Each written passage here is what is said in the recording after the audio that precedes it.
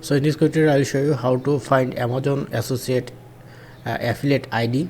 For that you have to go your Amazon associate account first. So I am going to my Amazon associate account, and top right corner you can see store.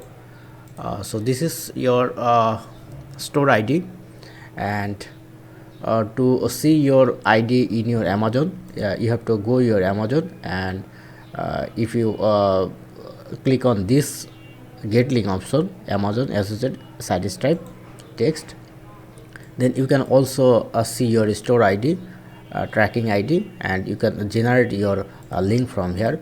If this bar is not available on your store, you have to enable it first. For that, go to your tools and site stripe and press on learn more, and you have to enable it. So it's currently enabled for my store, that's why I able to see this kind of bar. So you just enable it to see this kind of bar and generate your link, and you able to see your store ID also. So hope video helpful. Thank you for watching. Have a good day. If you have any question, feel free to ask in comment section below.